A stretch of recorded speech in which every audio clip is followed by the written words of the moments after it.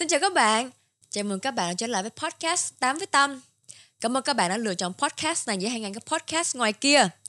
8 với Tâm là một cái tên mà Tâm nghĩ là có sao là nó là như vậy. Đây là một cái podcast mà Tâm sẽ mời những khách mời đến đây để cùng tám những câu chuyện rất là đời sống, rất là đời thường.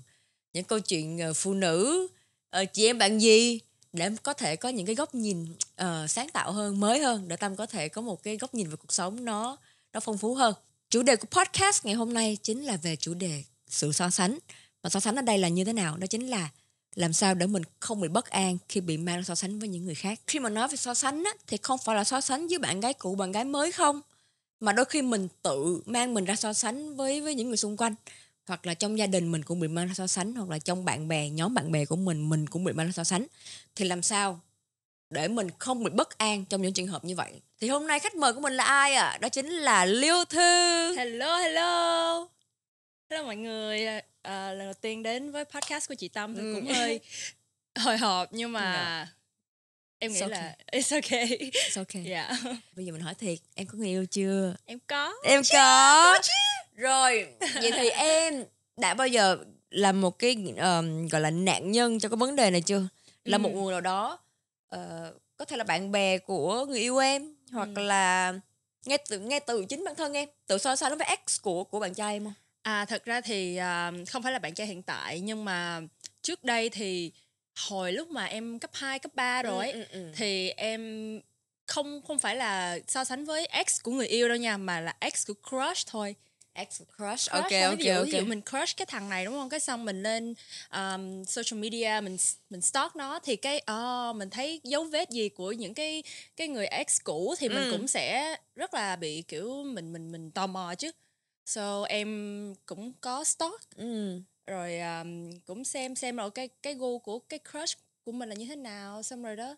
Mình có tự thay đổi theo không? Không, thường thì em không tự thay đổi theo, nhưng mà kiểu mình xem thử coi là cái người crush này, cái gu của họ như thế nào, gu phải là mình hay không, phải mình không, hay là... Nhưng mà thường mà chị thấy mà đi so sánh như vậy, đi xem như vậy là mình sẽ về là mình bắt chước đó.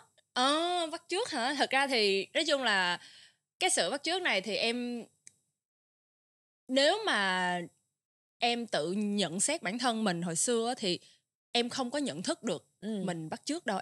Em nghĩ mình cũng không có bắt chước, ý là trong đầu mình không nghĩ là mình bắt chước ai hết trơn á.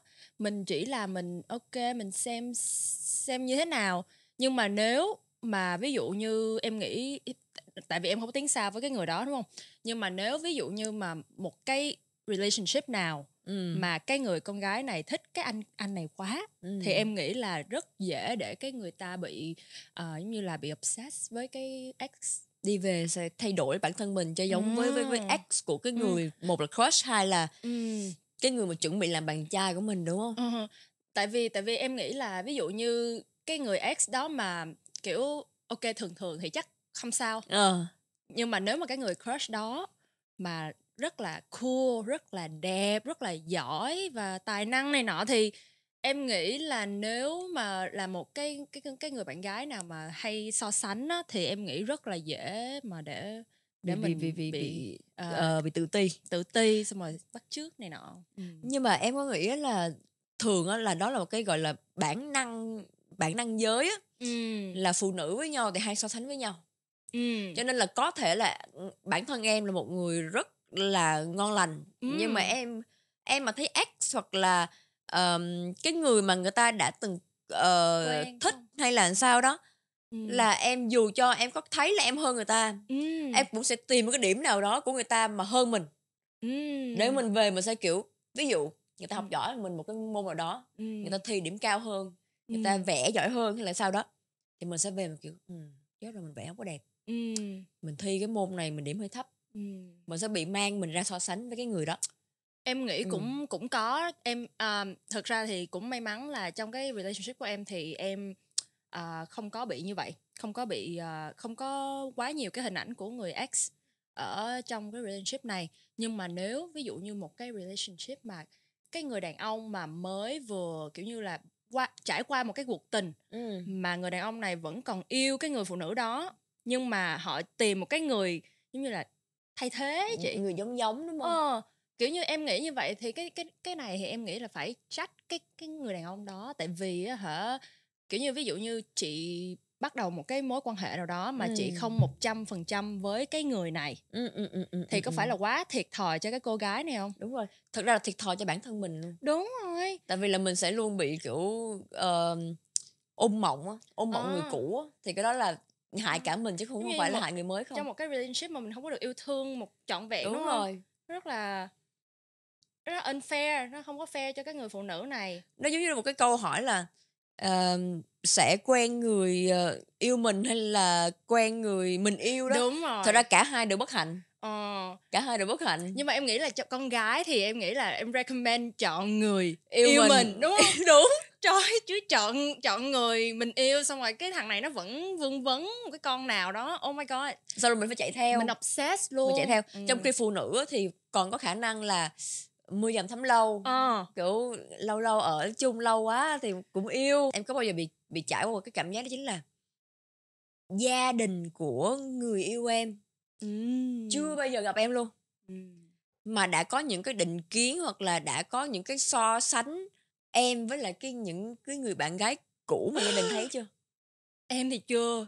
Chị đã từng gặp rồi. Oh my chị god. Là chị rất xin lỗi luôn, chị phải nhận chị là cái người đi so sánh. Tại vì là nó là thực ra nó có lý do cả, là bởi vì là mình dành cho cái người bạn gái cũ của người anh trai quá nhiều tình cảm, cho nên là và mình giống như là một người chị em với cái chị gái đó rồi. Cho nên là ngay cả bố mẹ ảnh cũng như vậy, mấy dì của anh cũng như vậy, tới chị cũng như vậy. Cho nên tới khi mà ảnh chia tay và ảnh có bạn gái mới là nói thiệt nha, chị chưa gặp người ta luôn, mà chị tự nhiên là chị đã có một cái gì đó ác cảm. Chị nói thiệt, chị còn chưa biết mặt mũi như thế nào luôn. Mà chị chỉ biết là có bạn gái mới dắt ra là chị đã kiểu người này làm sao mà bằng được người cũ. Oh my god. Mình sẽ bị như vậy. Thật ra nó có lý do cả, bởi vì là mình khi mà cái mối quan hệ cũ mà mình cảm thấy là chắc hai người này cưới nhau đến nơi. Thấy dễ thương. Mình thấy quá dễ thương và mình cũng đang kiểu như là mình muốn cái anh này gặp một cái người như vậy. Mình muốn anh này sẽ end up với những cái người như vậy. Đúng nhưng mà cuối cùng thì cái việc đó xảy ra và mình thì giống như là bây giờ nếu mà mình là cái chị gái đó đi, cái chị mà chị chưa biết mặt mũi đi, mình sẽ rất buồn đó. Mình bị so sánh lắm. Mình bị so sánh. Và cái vấn đề là như vậy này, là gia đình chị thì vẫn rất là nice. Tại vì gia đình chị thực ra mình tỉnh táo và mình phân tích thì là cái người mới này họ không có lỗi gì hết. Họ chỉ là bạn gái mới thôi. Họ duy nhất cái vấn đề của họ là họ chỉ là bạn gái mới thôi. Cho nên là gia đình chị vẫn còn nhớ luôn, lúc đó gia đình chị vẫn đối xử với người ta rất là đàng hoàng, rất văn minh. Nhưng mà tới khi người ta đi về một cái mình so sánh là bắt đầu gia đình sẽ ngồi, không ai nói là thành câu, em hiểu không? Không ai nói là trời ơi người này sao bằng người ấy, hay là không ai nói là cái câu đó cả. Nhưng mà cái không khí mọi người đều hiểu. Thì chị ngồi chị nghĩ lại, chị cũng thấy thương cho bà mới. Tại vì bà mới bây giờ là chị dâu của chị rồi. Thì là thì là chị dâu của chị rồi. Nhưng mà không sao, chị nghĩ là chị ấy biết. Thì là nhưng mà hiện tại bây giờ thì khi mà mình dành nhiều tình cảm cho cái người mới này, thì nếu bây giờ nhiều khi anh đó mà quay lại người yêu cũ, chưa chắc gì mình đã thích bằng. Đúng rồi. Nhưng mà nó phải là một thời gian. Đúng. Cho nên là chị nghĩ cái sự so sánh nó đôi khi nó cũng bị chủ quan và không phải lỗi của ai cả. Nó chỉ là đúng rồi. Với lại mình là cái người ở ngoài, đúng không? Nhiều khi mình nhìn ở ngoài thì mình thấy ok, nhưng mà phải có cái lý do gì đó hai người mới chia tay. Đúng. Và em nghĩ là bởi vậy cho nên dạo này kiểu em tập một cái cách là hồi xưa là khi mà em nhìn thấy bất kỳ cái gì thì em sẽ judge. Em sẽ đánh giá trước. Em sẽ đánh giá trước. Nhưng mà thật ra cái đó là tâm lý con người, ai cũng vậy. Tâm lý chung á. Mình đánh giá trước. Nhưng mà dạo này thì khi mà gọi là cũng là cái não mình, em bắt đầu em khi mà em có bắt đầu những cái suy nghĩ em judge, em đánh giá người khác, em nhận ra em sẽ tắt ra đi. Sao mình lại đánh giá người ta như vậy. Và mình sẽ bắt đầu kiểu như là suy nghĩ lại phải có lại kiểu cái tâm lý là tại sao người ta như vậy, sẽ có Có giải lý thích. do hết, Có lý do hết. Mình không có cái sự xấu, cái nghĩ xấu cho ai. Thì nó cũng nhẹ cho mình và nó cũng fair cho người ta. Em nghĩ vậy.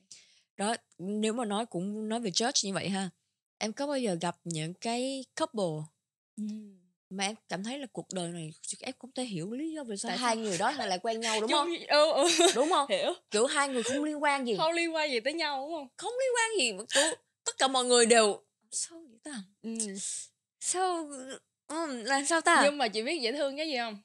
Là tự nhiên em có một vài cái người bạn single, thì khi mà họ gặp em với bồ em á, thì họ mới nói là tao hiểu tại sao tụi bay hợp. Hoặc là tại sao, ok, kiểu như là những cái người single người ta rất là thích observe những người trong relationship. Chị hiểu em không? Có nghĩa là học hỏi nữa. cứ nhìn cứ nhìn con này hay ăn hiếp thằng này, thằng này nó calm, nó điềm đạm, hoặc là thằng này nó tưng, còn con nhỏ này nó thì khi mà mình quan sát cái mối quan hệ đó, tự nhiên thấy nó dễ thương, là tại vì ok, lúc nào cũng có cái lý do tại sao hai người đó nó lại work. Dễ thương. Mà em có bao giờ bị gia đình của người yêu đánh giá mình trước khi thấy được cái mặt mình không? Giống như trường hợp của trong gia đình chị không? Em là không rồi đó, tại vì nói chung là em cũng chưa trải qua nhiều cái mối tình như vậy. Thật ra là đây là em đang trong một cái mối tình serious đầu tiên. Những cái mối tình trước thì em chưa có gặp ba mẹ của người yêu hay gì hết á. Nhưng mà trộm vía thì cái mối tình này nó quá healthy, từ đầu đến cuối, gia đình mọi thứ healthy quá luôn. Và em nói chung là mong là sẽ không trải qua. Tại chị biết sao nữa không?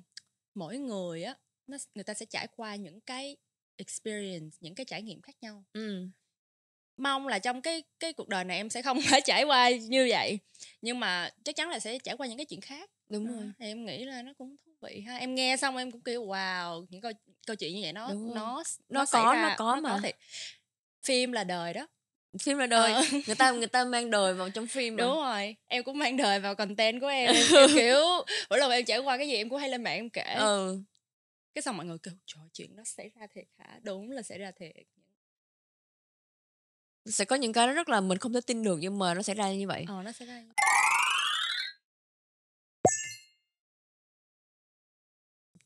Thực ra chị đã từng bị gia đình người yêu đánh giá chị trước khi mặt đối mặt. Bởi vì đơn giản chị là diễn viên. Và gia đình của họ là gia đình kiểu truyền thống, hiểu không? Gia đình bác sĩ, học bác sĩ ở Stanford. Nói chung là gia đình một cái gia đình truyền thống bình thường.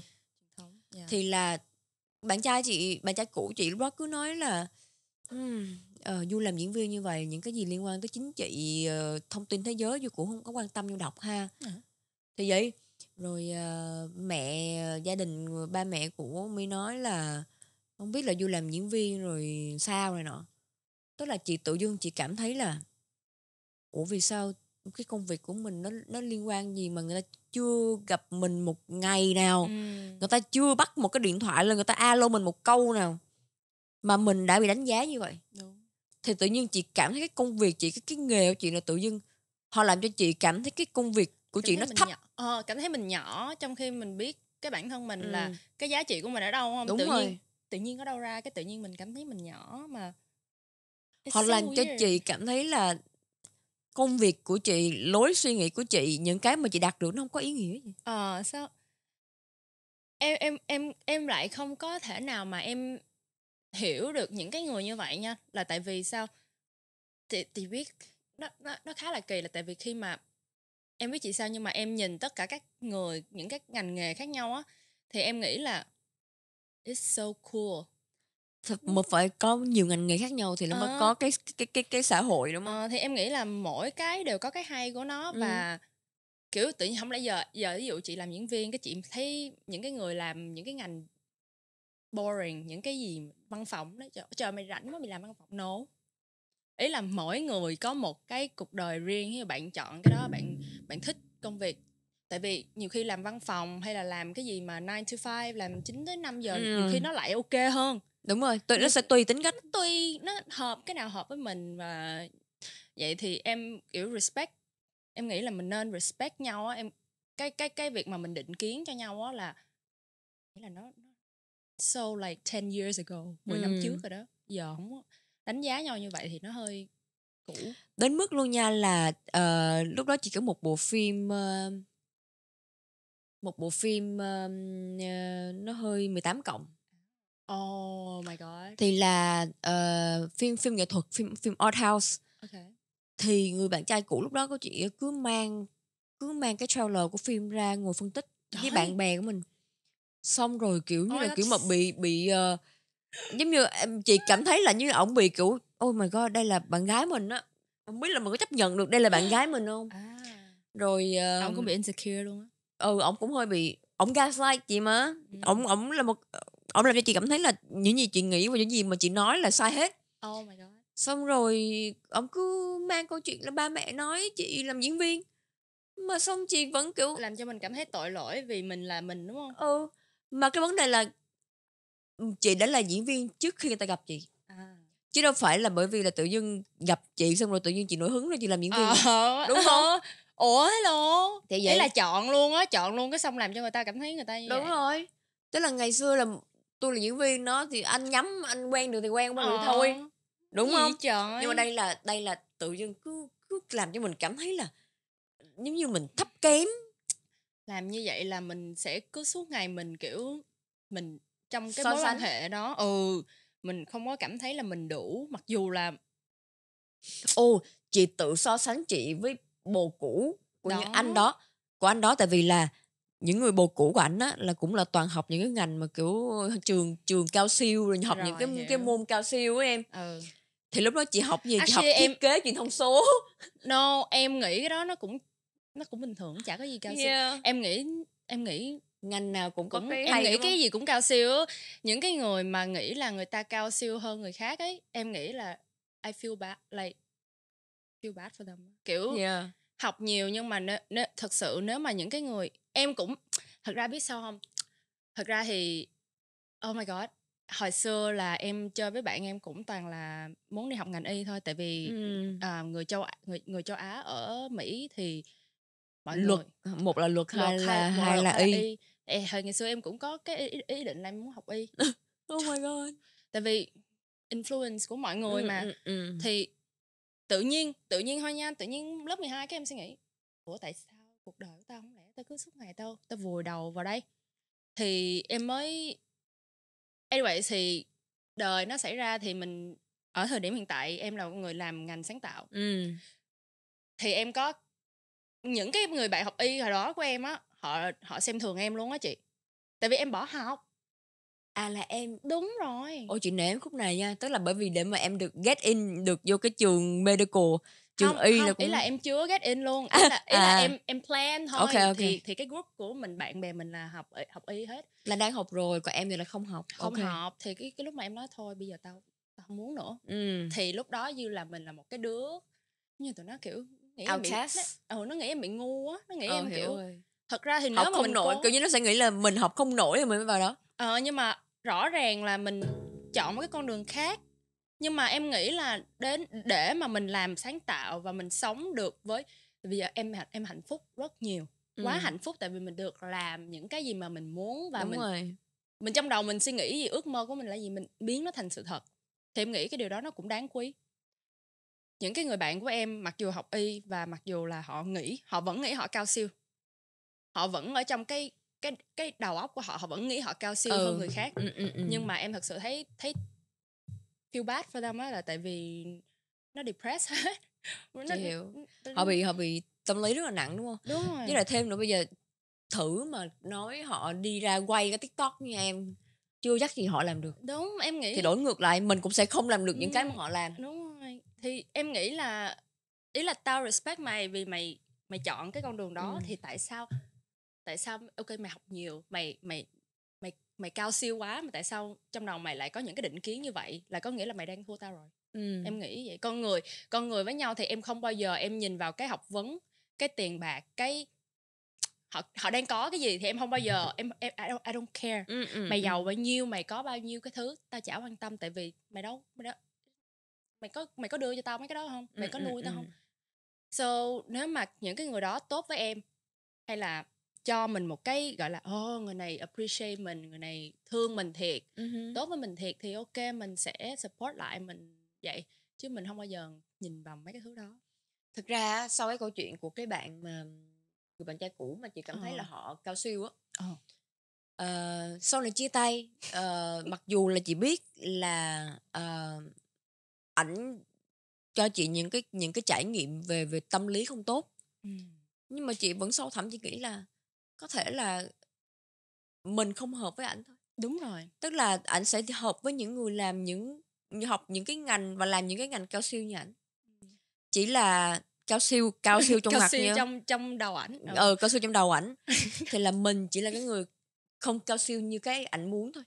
Chứ thực ra là mình vẫn sẽ rất cao siêu trong cái giá trị mà mình có. Đúng không?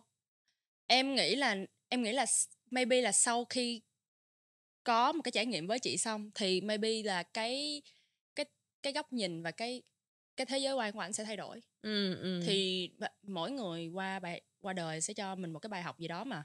Thì em nghĩ là những cái người bạn ngày xưa của em á, lúc đầu thì họ cũng kiểu như là kỳ thị em xíu là con nhỏ này làm gì.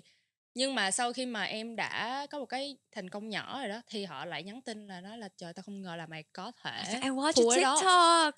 Đúng rồi, mày pull it off. Nhưng mà sau đó thì mình cũng kiểu nói chung là mình cũng không có hận thù hay mình giận gì hết. Mình chỉ nghĩ là I made it. I hope, tao mong là nó dạy cho mày được một cái bài học. Đó là kiểu khi mà bạn bè của mình đến với mình nói với mình là họ có một cái ước mơ như vậy, họ muốn làm một cái gì đó khác á, thì mình nên ủng hộ.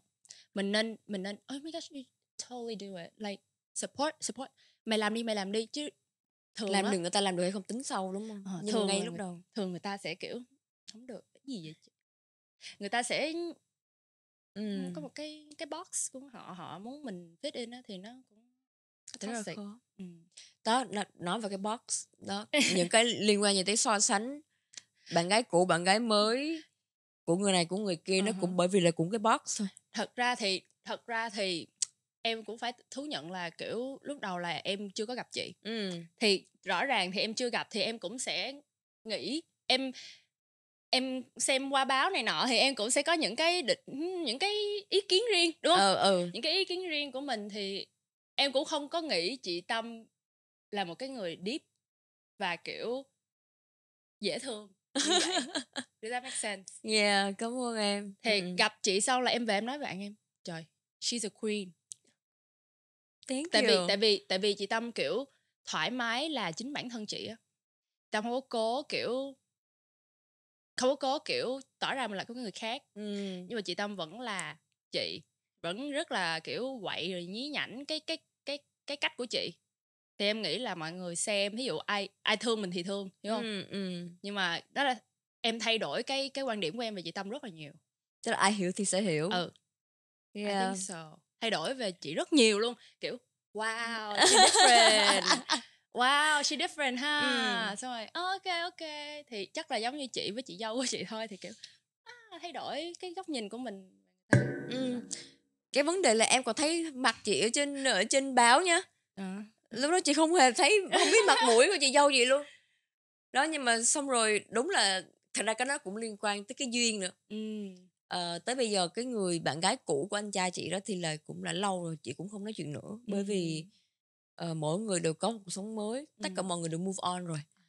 Thì chị với bà chị dâu hiện tại thì lại rất là thân. Cho nên là chị nghĩ cái gì nó cũng phải có thời gian để mình có thể tạo dựng một cái tình cảm với người ta. Thì sau đó mình có đánh giá người ta thì nó cũng không muộn. Đúng không? Cho nên là chị nghĩ ngay từ đầu thì là mình nên hạn chế cái mặc dù là chị biết là khó, nó rất là khó. Bởi vì con người là họ cần phải đánh giá một người nào đó mới gặp để làm gì, để biết là có nên chơi với người này hay không. Đúng nha. Tại vì đó là cái bản năng. Tại vì mình cần phải biết được là người này an toàn hay không an toàn. Cho nên là chị biết rất là khó để mà đánh giá, để không đánh giá một người. Nhưng mà chị nghĩ là nên cái chuyện đánh giá đó mình nên cho nó kiểu một cái pause, một cái kiểu ngưng rồi đấy. 40-50% là mình keep in mind là cái việc đó thôi. Nhưng mà không có nên là vì cái đó Đúng mà rồi. mình ghét người đó hay Còn gì lại đó. thì cho người ta thời gian. Mình cứ Đúng không? open, mình thoải mái với mọi người, mình tiếp nhận mọi người. Nhưng mà thật sự á, nhiều khi cái sự đánh giá lúc đầu nó sai lắm chị. Ví dụ như lúc đầu xấu thì từ từ nó sẽ tốt đẹp, đúng không? Nhưng mà cái việc đánh giá lúc đầu tốt đẹp á, lúc Chưa chắc, sau đúng không?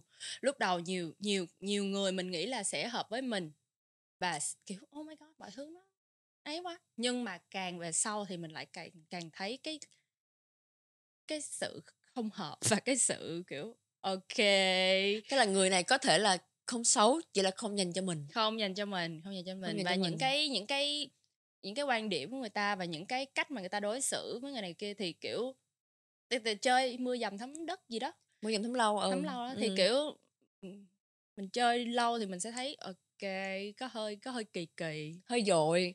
Cái vibe nó không có từ lúc đầu cái hình ảnh bên ngoài á với lại cái ở bên trong á nó khác nhau quá. Chị hiểu không? Thì lúc đó mình mới bắt đầu là wow, thực ra cái đánh giá của mình nó sai đó. Đó là bắt đầu sai. Cho nên là cái gì cũng phải cho người ta một cái cơ hội.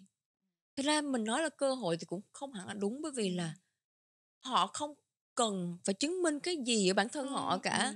Chỉ là hãy cho họ thời gian để được là chính bản thân họ, để mà mình có thể biết được là người này như thế nào, có hợp với mình không, hợp hay không. Đúng rồi. Chứ đừng bị chưa gì hết, người ta chưa mở miệng nói câu nào, chưa thấy mặt mà mình đã đánh giá như vậy thì nếu mà là mình thì chắc mình cũng sẽ không thích, đúng không? Mình sống thích giống như vậy. ví dụ cái gia đình của bạn trai chị đánh giá chị làm diễn viên này nọ, chắc chắn mình không thích rồi.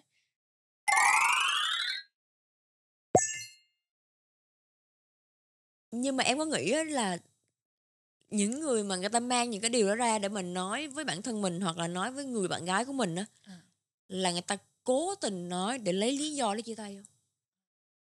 Cũng có thể ha. Đúng không? Chứ tại sao tự nhiên lúc đầu ủa mày chọn tao, chẳng lẽ mày không tin vào cái sự lựa chọn của mày hả? Hoặc bởi vì nhiều khi họ không có một lý do gì để chia tay, họ cảm thấy cái gì tự đó nhiên cũng họ lôi ổn.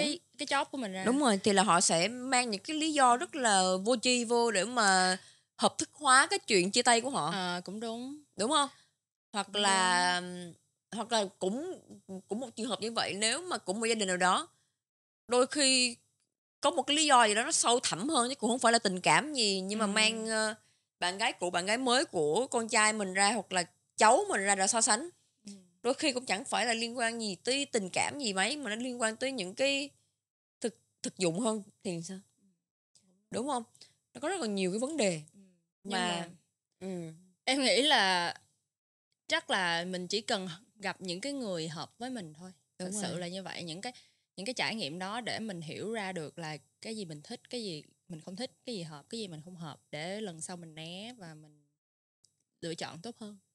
Và nếu mà mình có chẳng may bị rơi vô cái tình trạng là mình bị so sánh, hoặc ngay cả bản thân mình tự mang mình ra so sánh với những người khác, thì chị cũng nghĩ là ok, có tâm lý con người ai cũng sẽ có đôi khi bị như vậy.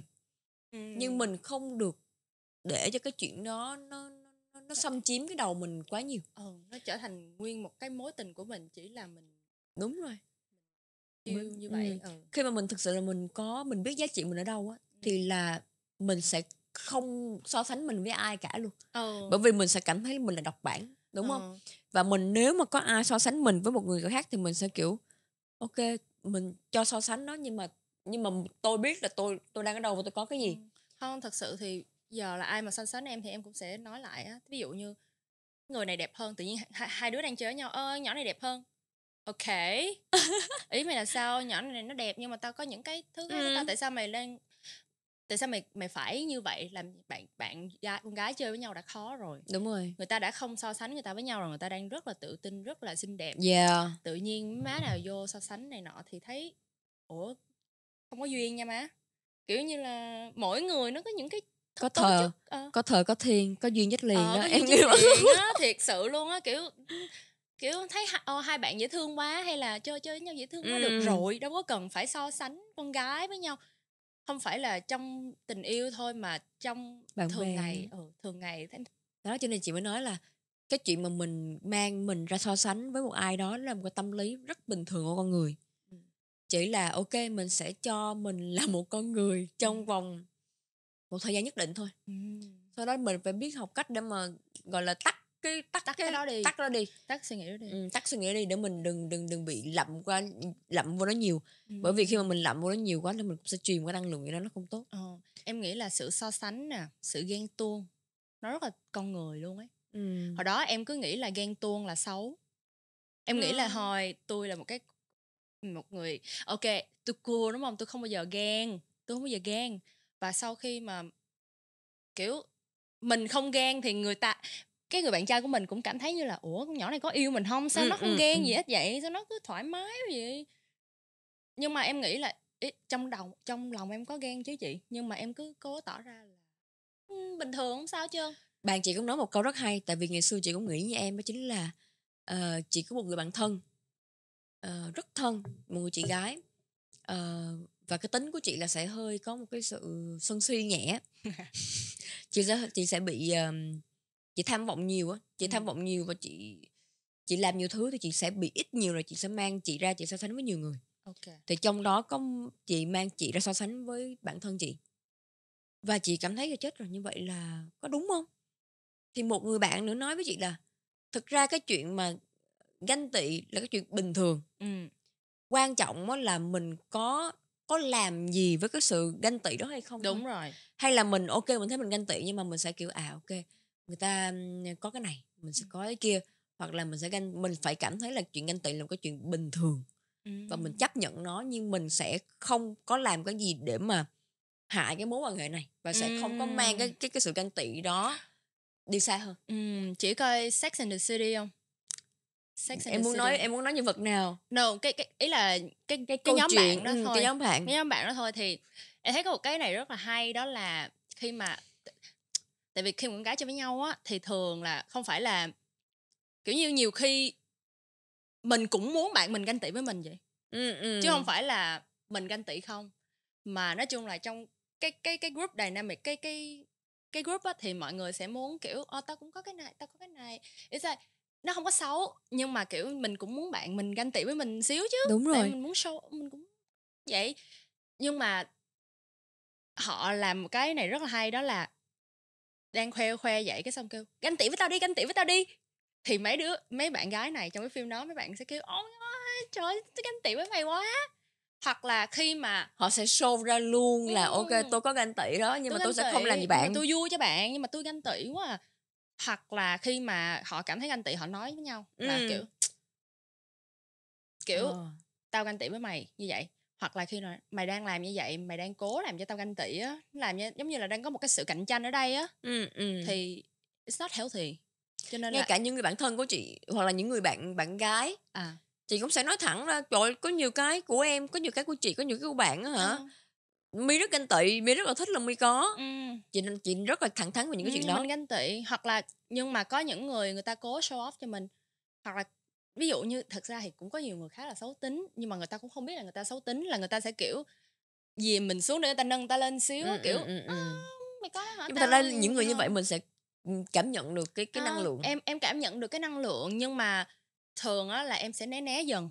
Nhưng em nghĩ là những cái người như vậy, nếu mà em nói thẳng với họ, nếu mà có một xảy ra tiếp theo á, thì em sẽ nói thẳng với họ là kiểu như là mày nói như vậy, ý là I'm happy for you, tao vui cho mày, nhưng mà mày đang làm cho tao cảm thấy như là mày đang kiểu cố cạnh tranh á, hạ thấp mày đang hạ thấp tao xuống xíu. Hoặc là kiểu tao không biết mày có ý gì không, what do you mean, là ý mày là sao? Tại vì nếu mà mày không giải thích á thì tao sẽ có những cái ý nó hơi tiêu cực á nha. Tại vì cái lời mày nói như trời, mày nên biết là tao bận không mày, hay là tao trời, ủa mày phải mua hả, tao được tặng không à. Những cái như vậy á, nó giải tán sớm nha, giải tán sớm với người bạn như vậy. Thì em đã trải qua những người bạn như vậy và em cũng né. Nhưng mà nếu được làm lại thì em nghĩ là em cũng không có cần phải né đâu, em chỉ cần nói thẳng thôi. Thực ra là những người mình gặp là những người mình cần gặp. Những cái người như vậy họ cũng tự ti á, cho nên họ mới phải show off.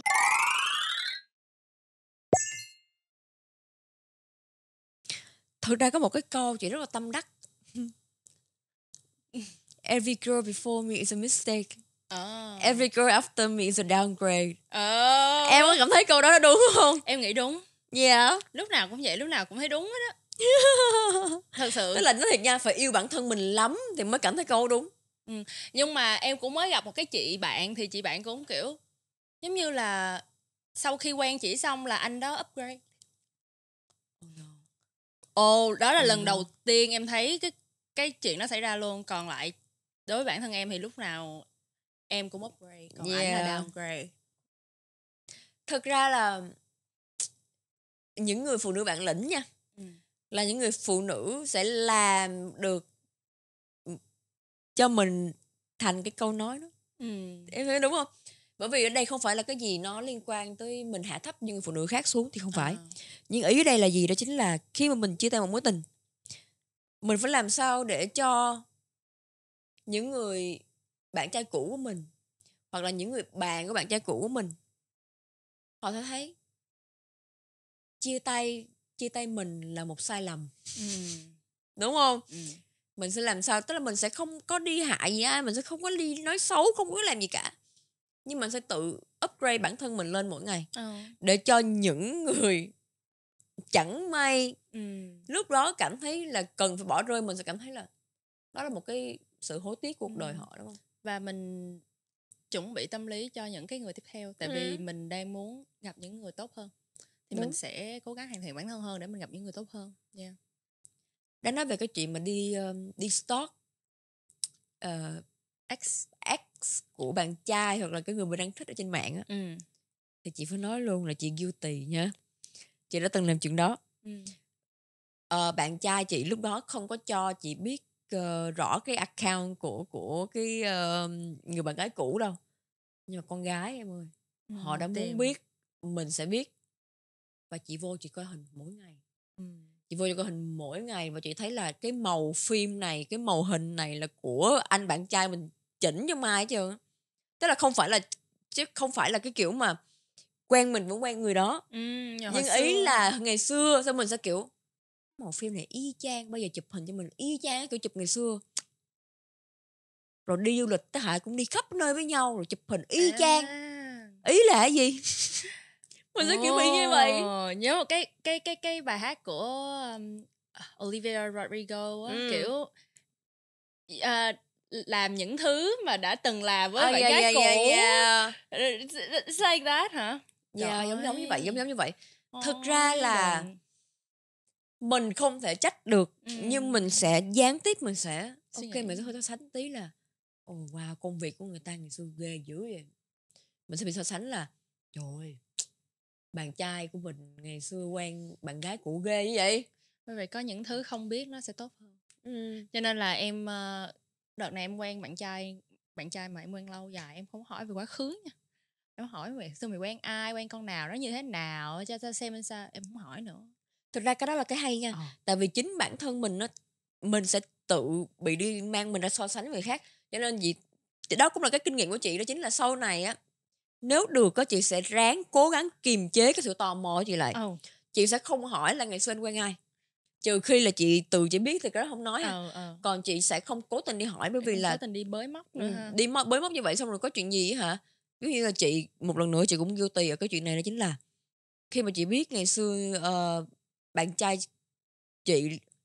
cũ nha, lúc đó quen ai và làm gì với những người bạn gái cũ, thì lâu lâu chị mang ra chị cãi lộn cho chị móc người ta, chị móc chơi vậy đó. Ủa là làm như vậy với nhỏ đó rồi, bây giờ làm với tôi ngày xưa đi đó vui không? Ê, cái nết tụi mình cũng hơi xấu, cái nết tụi mình cũng khó cũng kỳ.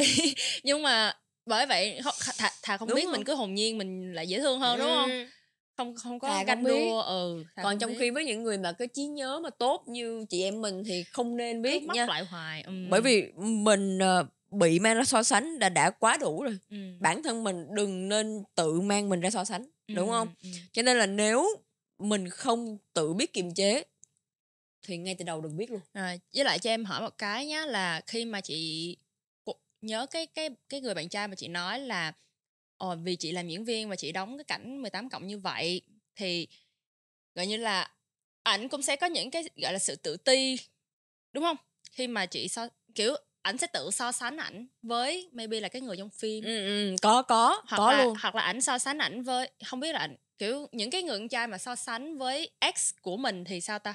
Thì họ sẽ không tự tin đó.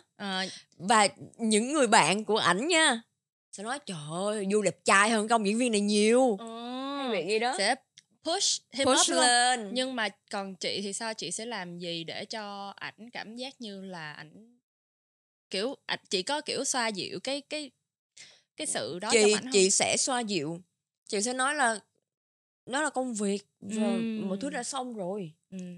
Nhưng mà cái vấn đề là mình xoa dịu là một chuyện, bản thân người ta phải tự biết cách xoa dịu bản thân người ta. Đúng rồi, đúng. Chứ Trust mình issue hả? chứ mình không thể nào là cái người ở ngoài vuốt ve mà bên trong người ta bảo tố quay cuồng bên trong thì làm sao mình không thể nào mà mình mổ người ta ra làm đôi xong rồi mình kiểu mình sắp xếp lại bên trong cho người ta thật được. ra nó khá là thú vị, tại vì giống như là vậy nhá, khi mà mình xoa dịu người ta, nhưng mà ví dụ giờ tao xoa dịu mày 1-2 lần thôi, chứ bây giờ mày làm vậy hoài tao đâu có rảnh đâu, phải không?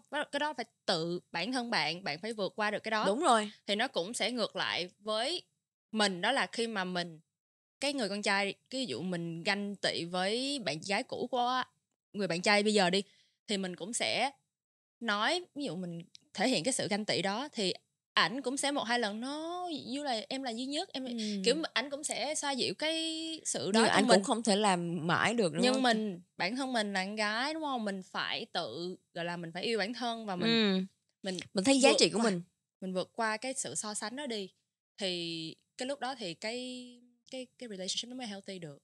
Đúng rồi, kiểu như mình nói người ta thì mình cũng sẽ phải ngồi ngẫm lại là mình không thể bắt người ta ngày nào cũng phải đi xoa dịu mình. Đúng và rồi. và khen mình là bây giờ nhưng mà cái vấn đề gì nè, nếu mà ảnh mang bạn gái cũ ra để mà chê để cho mình cảm thấy sướng thì cũng không được, bởi vì là nếu mà sau này chẳng may mối tình nó không đi tới đâu, ảnh cũng mang mình ra ảnh chê với bạn gái mới nữa thì cũng không được. Mà mình cũng không thích cái người đàn ông mà chê bạn gái cũ.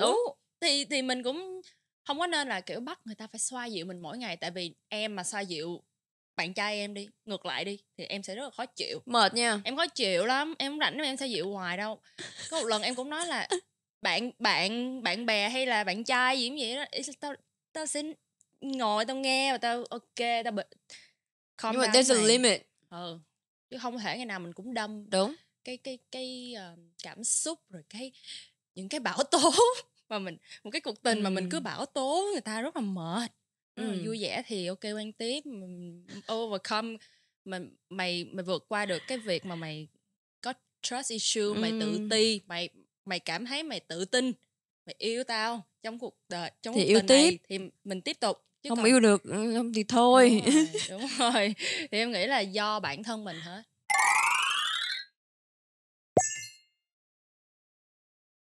Hôm nay là một cái buổi nói chuyện thật sự là rất là thú vị luôn á, tại vì là mình chủ đề ngay từ đầu là liên quan tới bạn gái cũ bạn gái mới. Nhưng mà chị cảm thấy là mình nói chuyện một hồi thì sẽ ra rất là nhiều vấn đề liên quan tới bạn bè tự so sánh nhau, và bản thân mình cũng tự so sánh với những người khác, gia đình luôn. Nói chung là nó cứ xoay vòng vòng cái cuộc sống của mình.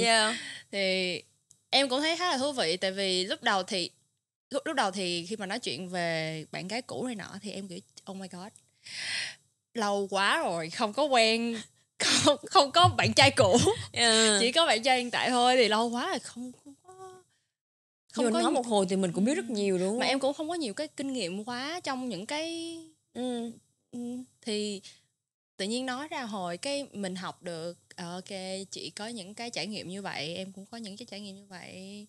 Wow. Đây là thực sự là một cái cuộc 8 đó, 8 với Tâm, đúng cái tên luôn nha. Cảm ơn em rất là nhiều, cảm ơn Thư rất là nhiều vì đã dành thời gian đến đây ngồi tám với chị và những cái vấn đề, cái chủ đề siêu con gái, super con gái. Và cảm ơn em đã gọi là rút ruột tâm can ra để mà chia sẻ. Và rất là mong là những bạn khán giả khi mà nghe podcast này sẽ tìm thấy giá trị của bản thân mình, để mình sẽ không cần mình không cần cảm thấy là mình phải so sánh bản thân mình với cả ai cả. Hoặc là có chẳng may mình bị mang ra so sánh thì mình cũng sẽ biết được bản thân mình ở đâu, giá trị mình có cái gì để mình cảm thấy là nó đúng hay nó sai, và mình sẽ biết chọn lọc thông tin để mình nghe ha. Và thấy được ví dụ một phần của bản thân nào đó trong những cái câu chuyện mà mình kể ha, thì mong là nó sẽ giúp mọi người hoàn thiện bản thân hơn và có một xíu sự rõ ràng, Ừ. một xíu cái sự tỉnh táo trong Định hình được mình là ai. định hình được. Thì Yeah girl. Nói chung là rất là cảm ơn chị Tâm đã mời em đến đây ngày hôm nay, thấy rất là dễ thương. Thank you for coming. Thấy không, nói chung là kiểu sao ta, nói chung tám chuyện như vậy nhưng mà cảm giác được cái sự chân thành và cảm giác được những cái năng lượng ở đây ngày hôm nay thì I love it. Cảm ơn em. Và cũng cảm ơn các bạn rất là nhiều đã theo dõi podcast này. Thank you. Và các bạn đừng quên bấm like video này cho Tâm, bấm subscribe kênh Ngọc Tâm Official và bấm cái chuông để nhận thông báo khi mà Tâm ra podcast mới nha. Cảm ơn mọi người rất là nhiều. Bye.